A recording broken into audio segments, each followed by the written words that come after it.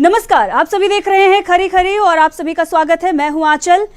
3 राज्यों में बीजेपी ने जीत हासिल कर ली है, लेकिन पहले मुख्यमंत्री को लेकर घमासान उठापटक चली और अब मंत्रिमंडल डिसाइड करने के लिए किस तरीके से बैठकों पर बैठकें हो रही हैं, जो नाम डिसाइड हो रहे हैं उस पर भी घमासान मचा हुआ है। 3 राज्यों में किस तरीके से बीजेपी ने जीत तो हासिल की, लेकिन अब जीत हासिल करने के बाद भी वो हार रही है। इस पर विस्तार से बात करेंगे।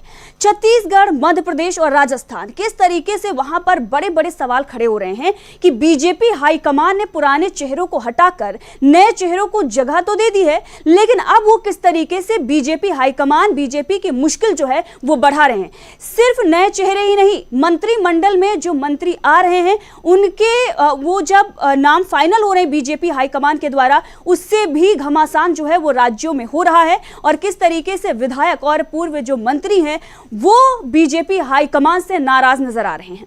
छत्तीसगढ़ की बात करें तो छत्तीसगढ़ में भी 13 लोगों के नाम की लिस्ट बीजेपी हाईकमान को दी गई थी मंत्रिमंडल को लेकर, लेकिन उसे खारिज करके बीजेपी हाईकमान ने 9 लोगों के नाम पर मुहर लगा दी और फिर मंत्रिमंडल जो है वो डिसाइड कर दिया गया।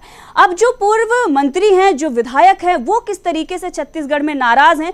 भले ही रमन सिंह को एक तरीके से मैनेज कर लिया गया हो और उन्हें अध्यक्ष का पद देकर, विधानसभा अध्यक्ष का पद देकर छत्तीसगढ़ में बीजेपी हाईकमान ने यह सोचा हो कि सब कुछ ठीक चल रहा है, लेकिन छत्तीसगढ़ में भी नाराजगी जो है वो बढ़ रही है। आने वाले दिनों में बीजेपी को वहां पर भी नुकसान जो है वो हो सकता है। लोकसभा चुनाव को देखते हुए एक बड़ी रणनीति के तहत जो तीनों राज्यों में नए चेहरे लाए जा रहे हैं, मंत्रियों को जातिगत जो राजनीति है उसे साधने के लिए, जातीय समीकरण को साधने के लिए जो फैसले बीजेपी हाईकमान की तरफ से लिए जा रहे हैं, अब वो है बैकफायर जो है वो कर रहा है बीजेपी हाईकमान के लिए। किस तरीके से बीजेपी की मुश्किल बढ़ा रहा है, तीनों मुद्दों पर चर्चा करेंगे। मध्य प्रदेश को लेकर किस तरीके से 7 दिन के अंदर 3 बैठकें जो हैं वो मोहन यादव की दिल्ली में हो गई है, 3 दौरा जो है उनका हो गया है और अब मंत्रिमंडल के नामों की जो लिस्ट आई है उस पर भी विवाद जो है वो खड़ा हो गया है।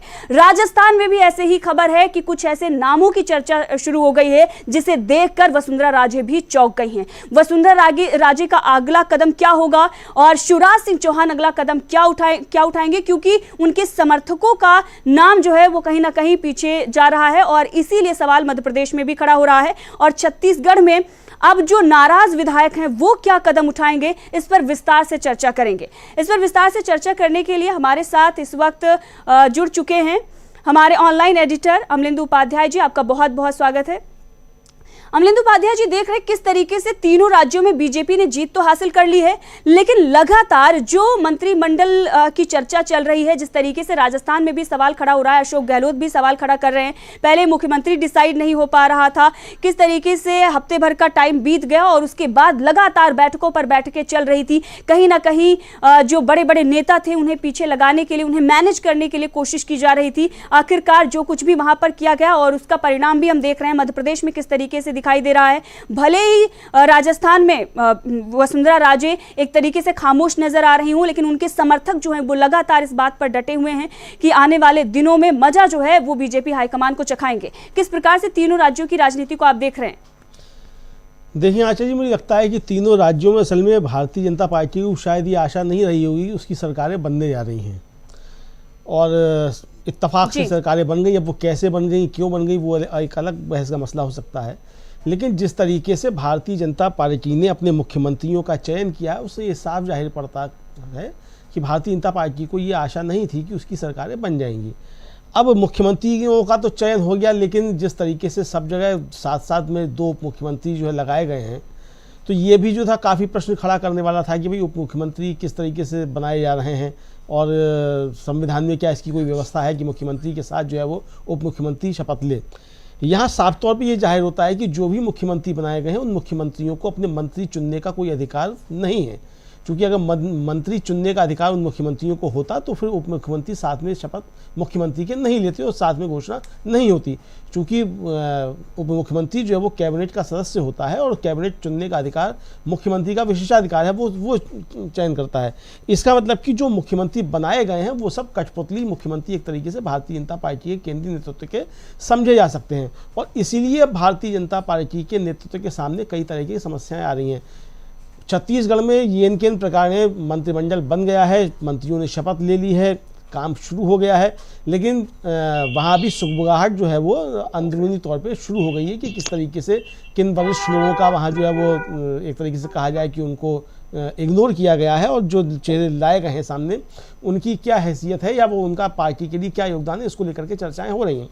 मध्य प्रदेश में भी जिस तरीके से आज खबरें आ रही हैं कि कौन कौन वहाँ मंत्री बनने जा रहे हैं और कौन कौन बड़े नेता जो है वो किनारे किए जा रहे हैं, कौन कौन शिवराज सिंह के समर्थक किनारे किए जा रहे हैं या कौन किसके समर्थक किनारे किए जा रहे हैं, ये सारी खबरें मीडिया में आना शुरू हो गई हैं। जो नाम लीक हुए हैं कि ये नाम जो है वो बनने के लिए जा रहे हैं, और थोड़ी देर में जब शपथ ग्रहण समारोह होगा तो उसमें मालूम ही पड़ जाएगा कि कौन कौन लोग उसमें शामिल किए गए हैं और किस किस की चर्चाएँ थी और किस किस की जो है वो नाम कटे हैं। तो ये कुल मिलाकर के जो है संकट भारतीय जनता पार्टी के सामने आ रहा है। राजस्थान में तो अभी तक तय ही नहीं हो पाया है, 22 दिन हो गए, जैसा कि आपने बताया कि अशोक गहलोत ने भी सवाल उठाया कि 22 दिन हो गए और आप जो अभी तक जो अपने मंत्रिमंडल को जो नहीं चुन सके कि कौन कौन आपके मंत्री होंगे।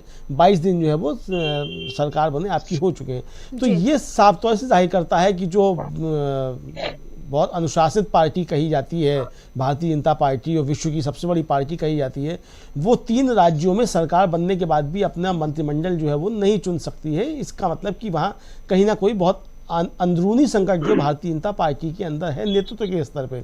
या तो जो नेतृत्व चुना गया है इन तीनों राज्यों में वो कॉम्पिटेंट नहीं है, वो सक्षम नहीं है और अपना मंत्रिमंडल चुनने में, या फिर इनके ऊपर का काफ़ी ज़्यादा दबाव है और मुख्यमंत्री जो है वो एक तरीके से कहा जाए कि वो बिल्कुल केंद्रीय नेतृत्व के सामने दंडवत प्रणाम की मुद्रा में है और वो अपना मंत्रिमंडल भी नहीं चुन सकते। अगर ऐसी सरकारें इन राज्यों में हैं तो किस तरीके से ये सरकारें जनता की भलाई के लिए काम करेंगी जब मुख्यमंत्री को अपना मंत्रिमंडल चुनने का ही अधिकार नहीं होगा। ये भी एक जो है बड़ा संकट मुझे लगता है कि एक बड़ा प्रश्न जो है वो सामने आता है कि भारतीय जनता पार्टी के अंदर आखिर चल क्या रहा है। कुल मिलाकर के मुझे लगता है कि बहुत गंभीर मसले हैं और इन मसलों पे और आगे सवाल उठेंगे जब और आगे चर्चा होगी। यहाँ चल जी अमलेंदु जी, और इस वक्त हमसे जुड़ चुके हैं हमारे पॉलिटिकल एडिटर डॉक्टर दीपक पाचपोर जी, आपका बहुत बहुत स्वागत है। दीपक जी, तीनों राज्यों में बीजेपी ने जीत तो हासिल कर ली है, लेकिन पहले मुख्यमंत्री को लेकर किस तरीके से उठापटक चली और अब मंत्रिमंडल को लेकर घमासान मचा हुआ है। कई ऐसे चेहरे बीजेपी हाईकमान की तरफ से दे दिए गए हैं जो राज्य के जो बीजेपी है वो उन्हें स्वीकार नहीं कर पा रही है। जो वहां के विधायक हैं उनमें किस तरीके से खलबली मची हुई है? देखिए, जहां तक भारतीय जनता पार्टी का सवाल होता है, इनकी एक सामान्य रूप से तो पहले यही बात हो रही थी कि इन तीनों राज्यों में भारतीय जनता पार्टी का जीतना जो है बहुत कठिन है। इसलिए अभी तक जो है ये बात बहुत दबी हुई थी कि कौन मुख्यमंत्री बनेगा और कौन इसके मंत्रिमंडल के सदस्य बनेंगे, क्योंकि वहां के लोगों ने इस बात को सोचा ही नहीं था, क्योंकि उनको बिल्कुल कल्पना नहीं थी कि इन तीनों राज्यों में भारतीय जनता पार्टी जीतेगी। लेकिन जैसे ही एक अप्रत्याशित नतीजों के अंतर्गत तीनों राज्यों में बीजेपी की सरकारें आई है तो ये असमंजस की स्थिति बननी बहुत स्वाभाविक थी।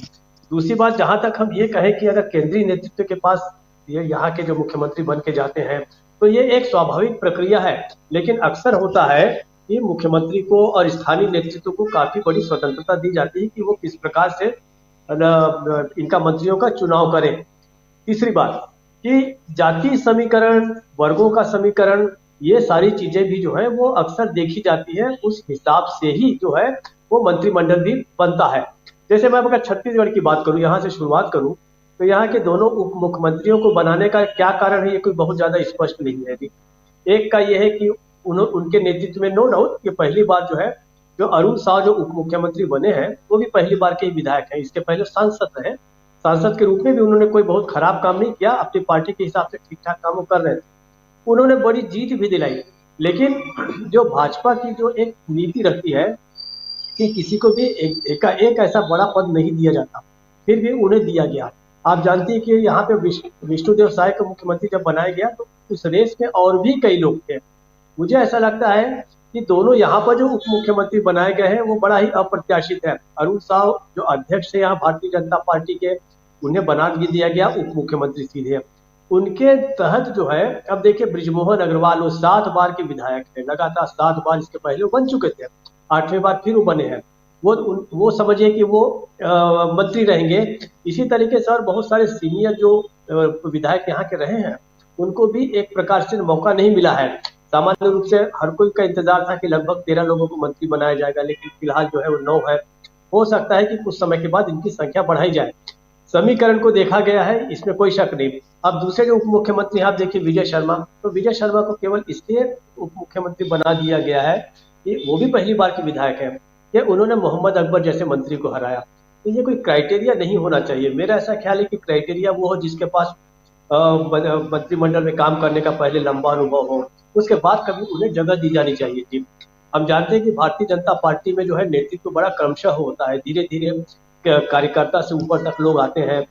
पहले कुछ छोटी उन्हें जिम्मेदारियां मिलती हैं, फिर और बड़ी मिलती हैं, लेकिन यहाँ पर एकाएक जो उप मुख्यमंत्री 2 को बनाया गया है, देखिए हो सकता है कि लोकसभा के चुनाव 3 या 4 महीने के बाद है, तो फिलहाल जो है बाकी कैडर और बाकी जो मंत्री है वो शांत होंगे। अगर हम मध्य प्रदेश की बात करें, यही कहानी मध्य प्रदेश में भी थी कि बहुत सारे लोग मुख्यमंत्री पद के दावेदार थे। उसमें से अब जैसे नरेंद्र तोमर है, नरेंद्र तोमर को बना दिया गया, वहां पर एक तरह से जो अध्यक्ष बनाया गया है, कायदे से वो भी मुख्यमंत्री का बनने का इंतजार कर रहे थे। अगर शिवराज सिंह चौहान हटे हैं तो उन्हें लग रहा होगा कि अब मेरा रास्ता जो है वो साफ होता जा रहा है। ऐसे ही विजय वर्गीय साहब है, बहुत लंबे समय से काम कर रहे हैं। अगर ये था कि आपको शिवराज सिंह को नहीं बनाना है, अब आप सोचिए कि शिवराज सिंह की बजाय इन 2 लोगों को लेने की बजाय उन्होंने एक ऐसा मुख्यमंत्री दिया है जिनका पहली बार ही वो विधायक बने हैं शायद, और पहली बार इस तरीके से कोई बड़ा पद संभाल रहे हैं।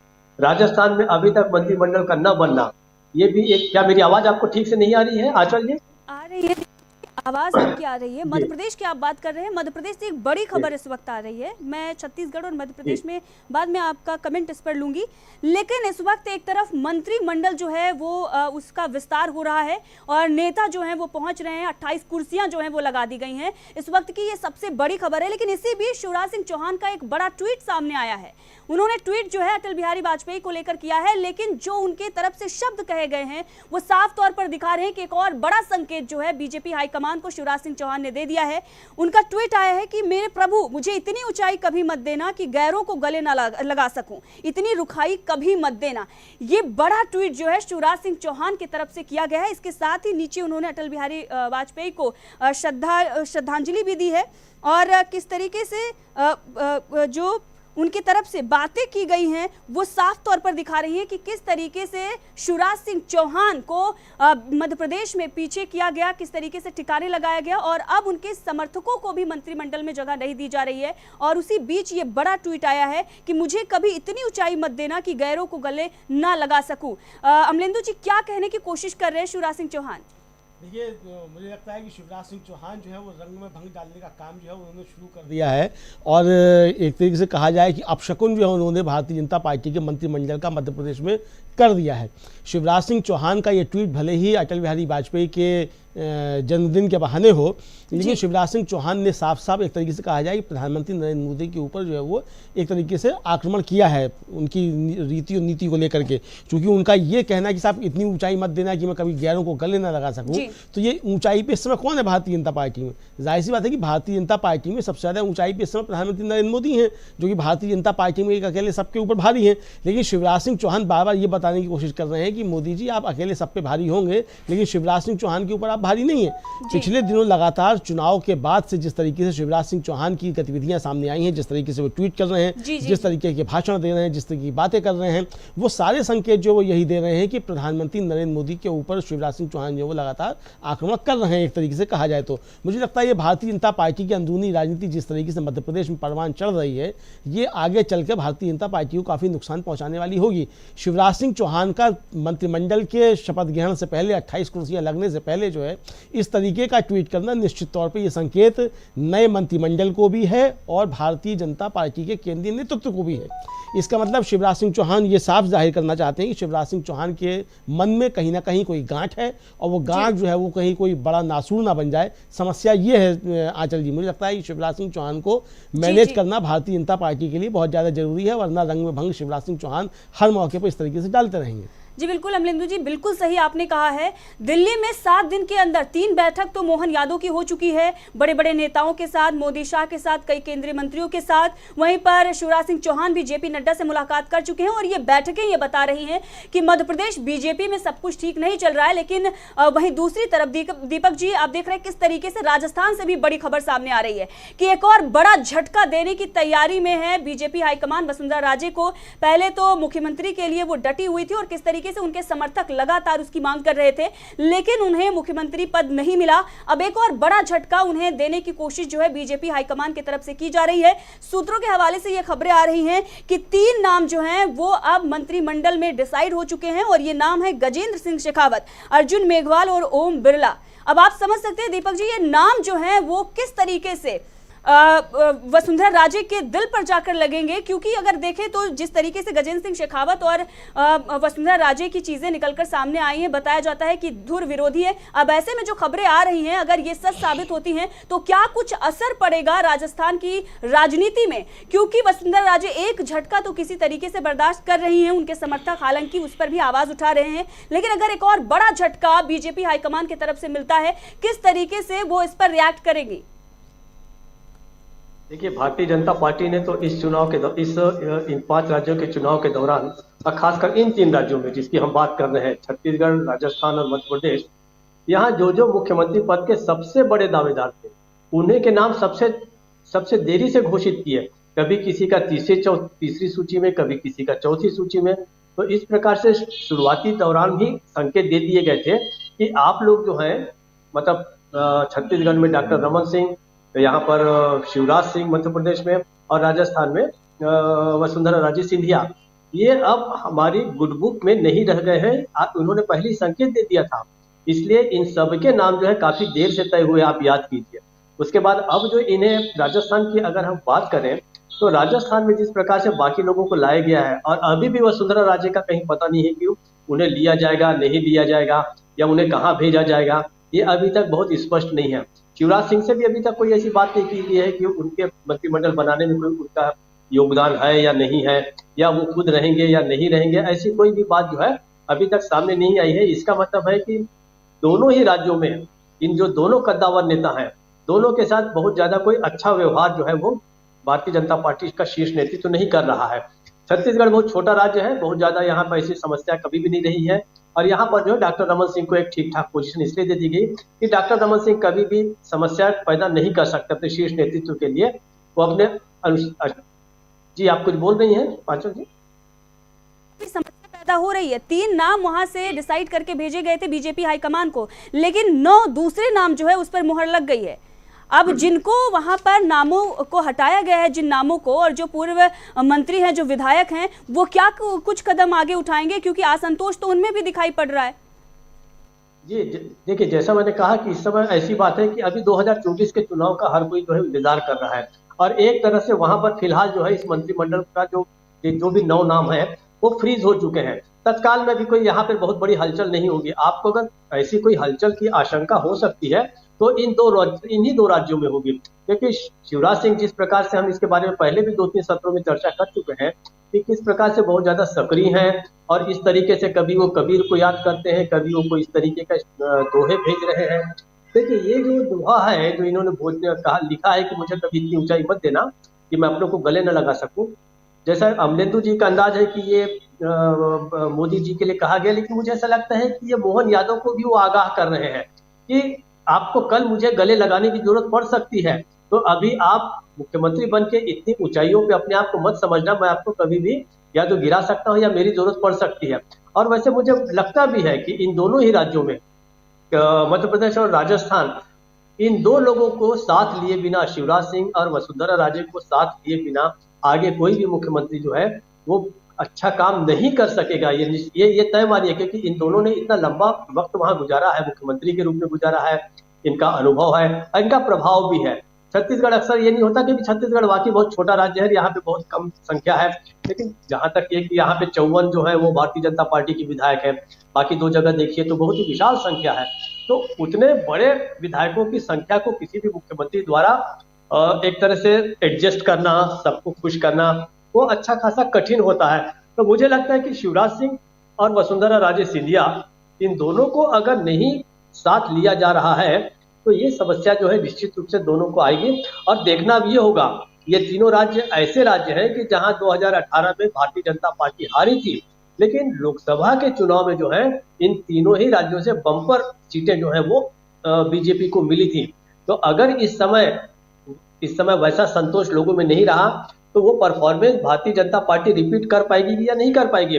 मतलब 29, 25 और 11 का जो संख्याएं हैं लोकसभा की सीटों की इन तीनों राज्यों में क्रमशः, ये वापस इसमें कितनी कितनी सीटें मिल सकेंगी भारतीय जनता पार्टी को, ये देखने वाली बात होगी। इसलिए मुझे लगता है कि फिलहाल जो है विधायक भी फिलहाल तो चुप है, देख रहे हैं, दौड़ रहे हैं कि मंत्रिमंडल पूरा कैसा बन जाता है, किन लोगों को लिया जाता है, उनके लोगों की उपेक्षा होती है या एडजस्ट किया जाता है, समीकरणों का भी ध्यान रखा जाएगा। और अगर ये अगले 3-4 महीने शांति रही तो भी आप ये बात पे मत चलिए कि हमेशा ये शांत रहेगा। लोकसभा चुनाव होने के बाद निश्चित रूप से, क्योंकि इसी में से कुछ लोगों को लोकसभा का चुनाव भी लड़ाया जाएगा। आप देखिए जो भी विधायक हैं या जो मंत्री बनने जा रहे हैं, संभवतः इन्हीं में से कुछ लोगों को लोकसभा का चुनाव भी लड़ाया जाएगा। अब तो विजय वर्गीय या नरेंद्र सिंह तोमर वगैरह को दोबारा लोकसभा का टिकट दिया नहीं जाएगा, वो तो विधायक हो गए, मंत्री बन गए, जो भी बन गए। तो अब जो है जब विधायकों के कुछ लोग जाएंगे लोकसभा का चुनाव लड़ने, तब जो सीटें खाली होंगी उसको लेकर क्या होगा ये देखने वाली बात होगी। इसलिए निश्चित रूप से इन दोनों राज्यों में कम से कम भारतीय जनता पार्टी को दिक्कतें आ सकती है। इस वक्त हमारे पास आ रही है मध्य प्रदेश से। एक तरफ मंत्रिमंडल विस्तार को लेकर चर्चाएं चल रही हैं, लेकिन 28 वो नाम जिनकी चर्चा हमने शुरुआत में की थी और आपको ये बताया था कि 28 कुर्सियां लगा दी गई हैं। 28 नाम इस वक्त हमारे पास आ गए हैं कि कैबिनेट मंत्री कितने होंगे और किस तरीके से राज्य मंत्री और राज्य मंत्री स्वतंत्र प्रभार, हमारे पास पूरी लिस्ट जो है वो आ गई है। अमलेंदु जी से ये कहेंगे कि ये जो पूरी लिस्ट आई है, किस तरीके से जो नाम की चर्चा हो रही है, कौन कौन से नाम जो है वो आए हैं और किस तरीके से ये पूरे महाराष्ट्र की पॉलिटिक्स पर प्रभाव डाल रहे हैं, क्योंकि एक जातीय समीकरण को साधने की कोशिश जो बीजेपी हाईकमान की तरफ से की गई है, क्या ये बैकफायर कर सकती है? देखिए, अब बैकफायर करेगी नहीं करेगी तो आने वाला समय बताएगा कि बैकफायर करती है नहीं करती है। लेकिन सबसे बड़ी बात यह है कि क्या ऐसा तो नहीं शिवराज सिंह चौहान को भी देवेंद्र फडणवीस बनाने की तैयारी कहीं हो गई हो अंदर ही अंदर, और मालूम पड़े कि शिवराज सिंह चौहान का नाम भी जो है मंत्रिमंडल में शामिल है, उनको भी शपथ करा दिया है। हालांकि अब ये पता नहीं होगा कि नहीं होगा, लेकिन जो फिलहाल जो नाम आ रहे हैं, जो हमारे पास लिस्ट आई है, जो सूची हमारे पास आई है, जो मतलब हमारे सूत्र बता रहे हैं, उनमें प्रद्युम्न सिंह तोमर, तुलसी सिलावट, ऐदल सिंह कसाना, नारायण सिंह कुशवाहा, विजय शाह, राकेश सिंह, प्रहलाद पटेल, कैलाश विजयवर्गीय, करण सिंह वर्मा, संपतिया उइके, उदय प्रताप सिंह, निर्मला भूरिया, विश्वास सारंग, गोविंद सिंह राजपूत, इंदर सिंह परमार, नागर सिंह चौहान, चैतन्य कश्यप, राकेश शुक्ला, राज्य मंत्री स्वतंत्र प्रभार, कृष्णा गौर, धर्मेंद्र लोधी, दिलीप जायसवाल, गौतम टेटवाल, लेखन पटेल, नारायण पवार राज्य मंत्री हैं, राधा सिंह, प्रतिभा बागरी, दिलीप अहिरवार, नरेंद्र शिवाजी पटेल। ये नामों की सूची अभी तक हम लोगों को प्राप्त हुई है कि शायद ये लोग जो हैं वो मंत्री बनने जा रहे हैं इस तरीके से। अब इसमें देखना ये होगा कि ये मंत्रिमंडल किस तरीके से बनता है, लंबा चौड़ा जंबो मंत्रिमंडल बन रहा है, इसमें क्या क्या समीकरण बैठाए गए हैं, इसमें कई पुराने नाम भी इसमें शामिल हैं, जो केंद्रीय मंत्री रहे प्रहलाद सिंह पटेल, उनको भी इसमें शामिल किया जा रहा है। तो अब ये देखना होगा कि ये किस तरीके से सामंजस्य जो भारतीय जनता पार्टी बनाने की इसमें कोशिश करती है और किस तरीके से 2024 की लोकसभा चुनाव के लिए जाती है। मुझे लगता है कि 2024 की लोकसभा की चुनाव की तैयारियों के तहत ही इस तरीके के मंत्रिमंडल अब गठित किए जाएंगे, जो लोग जो है कुछ भारतीय जनता पार्टी को फायदा पहुंचा सके। लेकिन यह सबसे बड़ी चुनौती भारतीय जनता पार्टी के सामने खासतौर से मध्य प्रदेश और राजस्थान में होगी कि शिवराज सिंह चौहान, वसुंधरा राजे सिंधिया और किरोड़ी लाल मीणा, इनको किस तरीके से भारतीय जनता पार्टी संभालती है। क्योंकि ये लोग जो हैं भारतीय जनता पार्टी को 2024 के लोकसभा चुनाव में अगर ये घर भी बैठ जाएं तो भी काफ़ी नुकसान पहुंचा सकते हैं। ये अगर खिलाफ काम ना करें तब भी, सिर्फ ये घर बैठ जाएं तब भी भारतीय जनता पार्टी को काफ़ी नुकसान हो सकता है। शिवराज सिंह चौहान की जो मुद्राएं हैं लगातार, वो लगातार ये बता रही हैं कि वो घर भी बैठने वाले नहीं हैं, वो निष्क्रिय होने वाले भी नहीं हैं और भारतीय जनता पार्टी के लिए वो नई मुसीबतें लगातार खड़ी करते रहेंगे।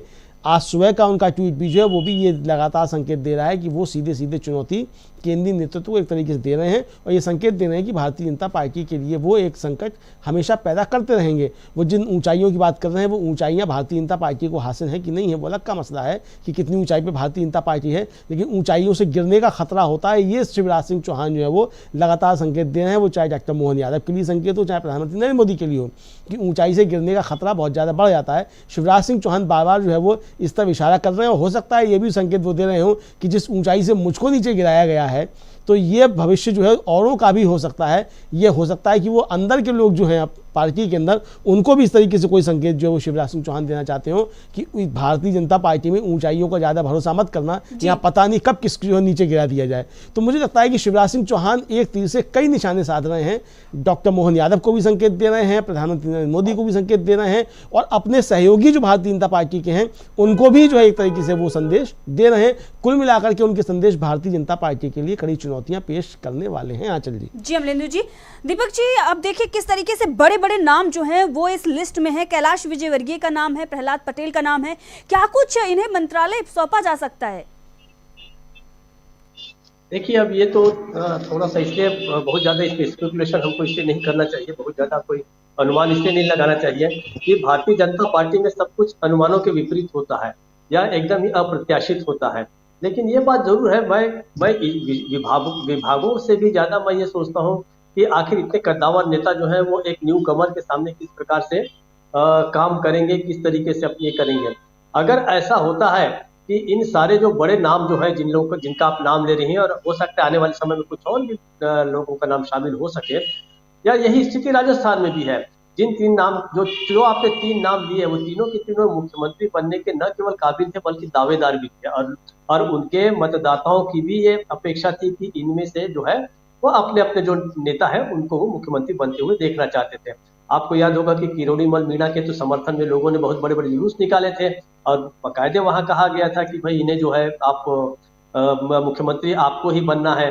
तो ये लोग जो है ऐसे दूसरे मुख्यमंत्री के तहत कैसे काम करेंगे। दोनों जगह स्थिति देखिए बिल्कुल एक जैसी है, वहां भजनलाल और यहाँ पर जो है भजनलाल शर्मा राजस्थान में, और यहाँ पर जो है मोहन यादव। इन दोनों के जूनियर मंत्री के अंदर इतने कद्दावर नेता और इतने पुराने वरिष्ठ लोग ये कैसे काम करेंगे, ये देखने वाली बात होगी। इसलिए मुझे ऐसा लगता है कि निश्चित रूप से सरकार चलाने में भी दिक्कत होगी, और देखिए सरकार चलाने में अगर दिक्कत होती इसका मतलब जो है डिलीवरी सिस्टम जो है वो फेल होएगा। आपके जो वादे गारंटियां जो कुछ आपने दी हैं, इसी के आधार पे जो मतदाता है वो 2024 का जो निर्णय लेगा कि आपको वोट देना है कि नहीं देना है। अगर सरकारें ठीक से स्टेबल होकर काम नहीं करेगी या उसमें आपस में खींचतान होती रहे, तो इससे जो है विकास के कार्य ठप होंगे। जो गारंटियां जो वादे किए गए थे, चाहे वो मोदी ने किए हो वहां पर या उनके अपने लोगों ने किए हो, वो अगर प्रभावित होते हैं तो 2024 का चुनाव जो है वो इनके लिए खासा कठिन हो जाता। भारतीय जनता पार्टी के लिए तो सबसे अच्छा वही होता कि जो सबसे बड़ा नेता है, सबसे कद्दावर है, सबसे नया, सबसे जो श्रेष्ठ चेहरा है वहां पर, जो डिलीवर कर सकता है, जो वादों को पूरा कर सकता है, जिसका प्रशासन में अच्छा अनुभव है, अगर उन्हीं लोगों को मुख्यमंत्री बनाते हैं तो जो है सीधे सीधे एक तरह से हो सकता है कि 2024 का चुनाव भी जो है इन राज्यों में भाजपा के लिए कहीं आसान होता। लेकिन अब जो इस तरीके के चेहरे लाकर खड़े किए गए हैं तो किस प्रकार से वो डिलीवर करते हैं, ये देखने वाली बात होगी। आंचल जी, अभी हमने आपको यह खबर दी कि राजस्थान में भी बड़ा झटका जो है वो वसुंधरा राजे को देने की तैयारी हो रही है। गजेंद्र सिंह शेखावत का नाम जो है वो फाइनल हो चुका है, और ऐसी खबरें जो लगातार आ रही थी, और खबर ये आ रही है कि वसुंधरा राजे हॉस्पिटल पहुंच गई हैं, जयपुर के हॉस्पिटल वो पहुंची हैं, ये खबरें आ रही हैं। अमलेंदु जी, क्या कहिएगा आप इस पर?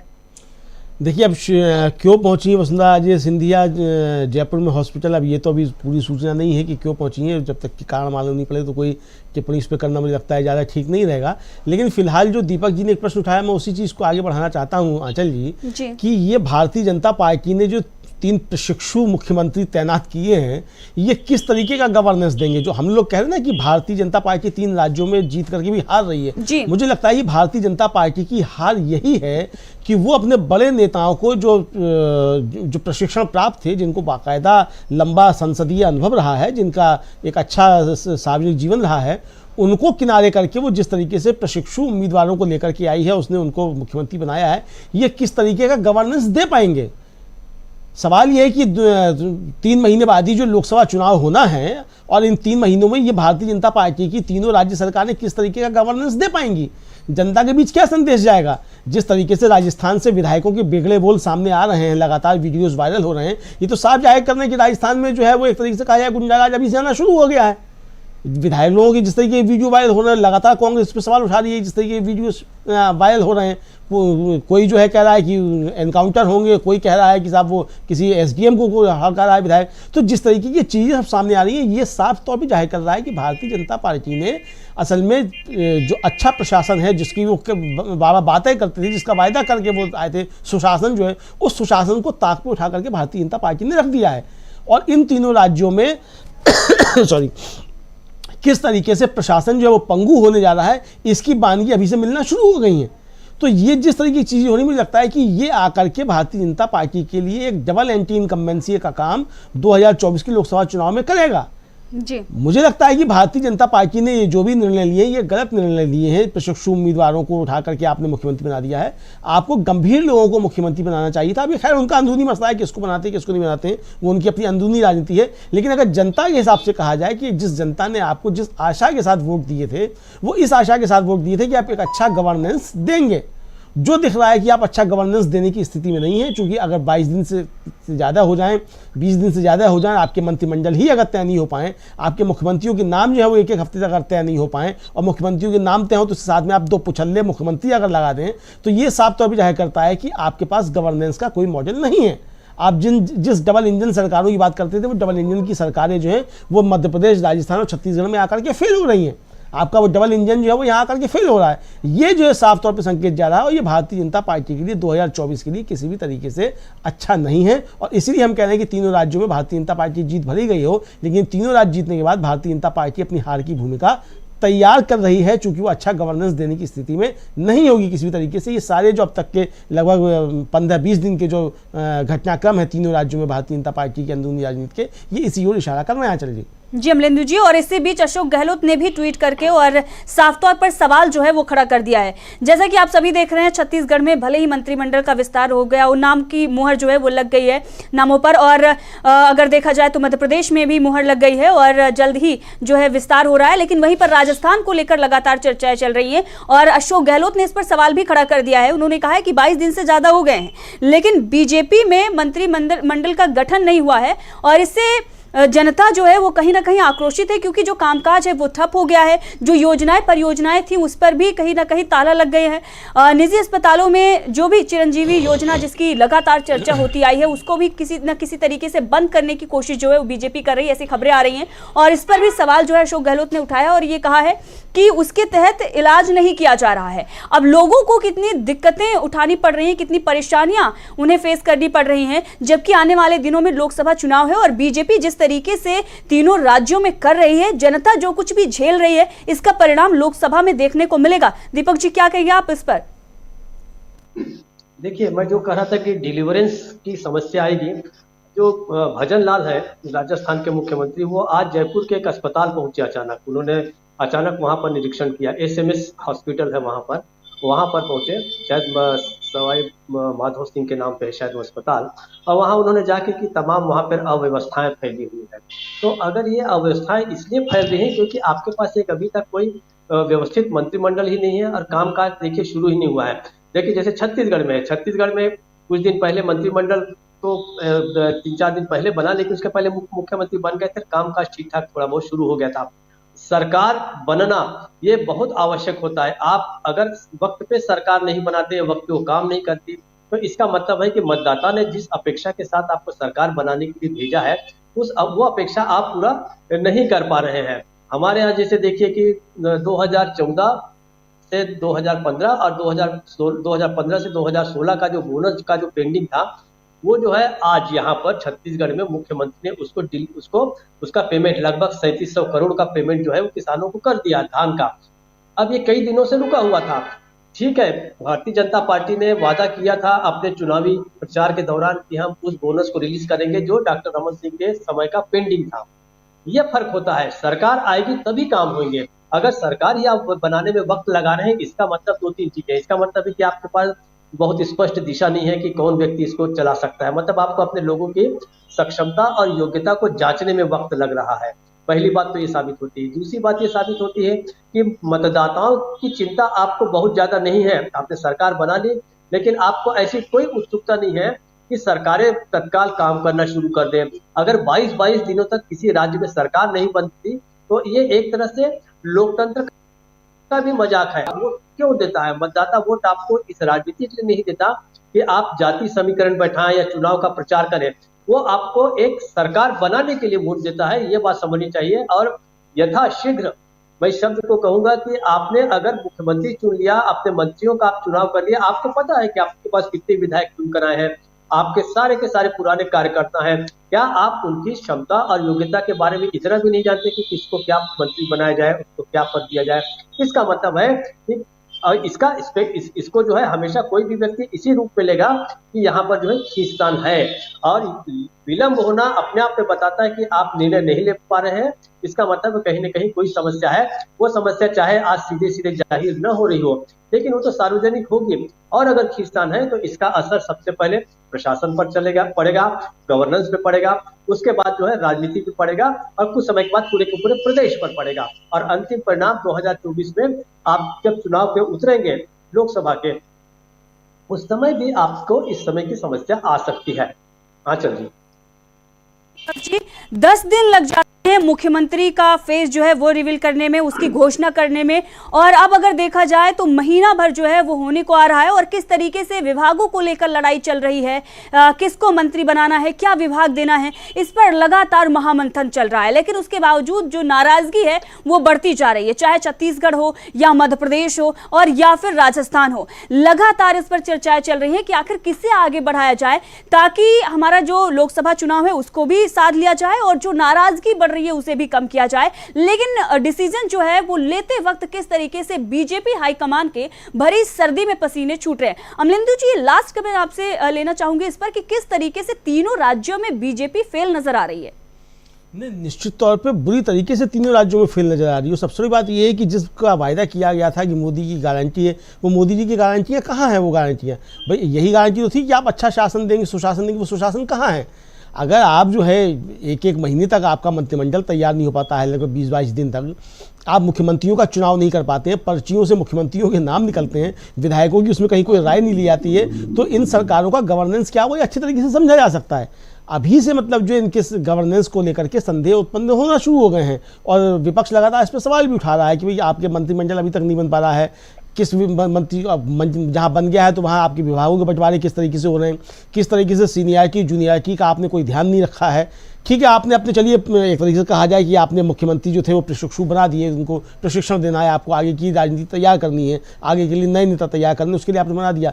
लेकिन आपका मंत्रिमंडल तो गंभीर हो, कम से कम वो दिखाई तो पड़े, वो छाप तो दिखाई पड़े कि मंत्रिमंडल आपका जिम्मेदार है। तो अगर मंत्रिमंडल भी आप नहीं बना पा रहे हैं, और जाहिर सी बात है कि जैसे भजन लाल शर्मा है, पहली बार विधायक बने हैं, अब वो किस तरीके से अपना मंत्रिमंडल गठन करें? मान लीजिए अगर उनके ऊपर जिम्मेदारी छोड़ दी जाए कि वो अपना मंत्रिमंडल का चुनाव करें, तो वो किस तरीके का मंत्रिमंडल चुनेंगे? इसी तरीके से संकट जो डॉक्टर मोहन यादव के सामने वहाँ संकट है मध्य प्रदेश में, भाई अब कैलाश विजयवर्गीय या प्रहलाद पटेल जैसे नाम, अगर बड़े नाम जो हैं वो क्या वो डॉक्टर मोहन यादव को रिपोर्ट करेंगे? मुझे लगता है कि ये मंत्रिमंडल के अंदर जिस तरीके की चीज़ें उठेंगी आने वाले समय में, कैलाश विजयवर्गीय और प्रहलाद पटेल किसी भी हालत में मतलब ये स्वीकार नहीं कर पाएंगे कि वो जाकर के रिपोर्ट करें डॉक्टर मोहन यादव को। तो ये जो अंदर के संकट होंगे ये भी आकर के आपको गवर्नेंस में दिखाई पड़ेंगे। मंत्रियों के अंदरूनी संघर्ष जो जिस तरीके से होंगे वो आकर के आगे आने वाले समय में दिखाई पड़ेंगे गवर्नेंस के मामले में। तो ये सरकारें किस तरीके से अपना परफॉर्म करेंगी, ये बड़े एक सवाल जो मुझे लगता है वो आगे आने वाले समय में खड़े होंगे। और यही हम कह रहे हैं कि भारतीय जनता पार्टी तीनों राज्यों में जीत करके हारती हुई दिखाई पड़ रही है, क्योंकि उसके अंदर के संकट जो हैं वो जब सड़कों पे आकर के दिखाई देंगे, वो जब प्रशासन के अंदर आकर के दिखाई देंगे, तब असली संकट जो पैदा शुरू होंगे। अभी तो चलिए ठीक है, आपने 1 महीना लगभग आपने निकाल दिया, चलिए मंत्रिमंडल बना रहे हैं, ठीक है, हैंगओवर का है, मान लिया जाएगा 1 महीना जो आपने वो हैंगओवर निकाल दिया, सत्ता की जीतने की खुमारी थी उसमें निकल गया। लेकिन असली संकट तो अब आने हैं, जब बजट आएगा तब असली संकट आएंगे। तो मुझे लगता है कि भारतीय जनता पार्टी ने अपने लिए जो है रास्ते बहुत ज़्यादा कठिन कर दिए हैं, और इसलिए तीनों राज्य जीतकर भी भारतीय जनता पार्टी हारती हुई दिखाई पड़ रही है। चलिए जी अमलेंदु जी, अमलेंद्र जी, आपका बहुत बहुत धन्यवाद हमसे जुड़ने के लिए, और दीपक जी आपका भी बहुत बहुत धन्यवाद हमसे जुड़ने के लिए। और तीनों राज्यों में जिस तरीके से आप देख रहे हैं घमासान मचा हुआ है, छत्तीसगढ़ में जो अभी तक ये माना जा रहा था कि वहां पर शांति और सब कुछ मैनेज हो चुका है, विधानसभा का अध्यक्ष रमन सिंह को बना दिया गया है, नए मुख्यमंत्री भी आ गए हैं और कामकाज जो है मंत्रिमंडल के डिसाइड होने के बाद सब कुछ सुचारू रूप से चल रहा है। लेकिन वहां से भी खबर आ रही है कि वहां पर भी नाराजगी जो है वो बढ़ रही है। और मध्य प्रदेश में तो आप देख ही रहे हैं किस तरीके से उठापटक चल रही है। 7 दिन के अंदर 3-3 बार जो सिटिंग मुख्यमंत्री हैं वो दिल्ली आते हैं, लगातार बैठकें होती हैं और जो नाम है मंत्रिमंडल में उनको लेकर, विभागों को लेकर चर्चा चलती है। और किस तरीके से शिवराज सिंह चौहान लगातार नाराजगी जो है वो दिखा रहे हैं, किस तरीके से सोशल मीडिया के जरिए, मीडिया के जरिए अपनी बातें रख रहे हैं। और आज भी उनका जो ट्वीट अटल बिहारी वाजपेयी के जन्मदिन पर आया है वो देखते ही बन रहा है कि किस तरीके से मध्य प्रदेश में आने वाले दिनों में बड़ी समस्या खड़ी होगी। क्योंकि आपने ये भी देखा कि किस तरीके से वहां पर बड़े बड़े जो नेता हैं वो मोहन यादव को रिपोर्ट करेंगे, एक बड़ी समस्या यहां पर भी खड़ी होगी। और दूसरी तरफ अगर राजस्थान की बात करें तो वहां पर भी वसुंधरा राजे को एक झटका मिला है, दूसरा झटका देने की जो तैयारी है वो बीजेपी हाईकमान कर रही है। लेकिन क्या ये झटका भी बर्दाश्त कर पाएंगी महारानी, ये बड़ा सवाल है वहां राजस्थान को लेकर कि किस तरीके से वसुंधरा राजे इस पर रिएक्ट करती हैं। और तीनों राज्यों में बीजेपी हारती हुई नजर आ रही है, भले ही जीत हासिल कर ली हो। तो इसी के साथ आप सभी से चाहते हैं विदा, फिर होगी मुलाकात इसी प्रोग्राम में। धन्यवाद।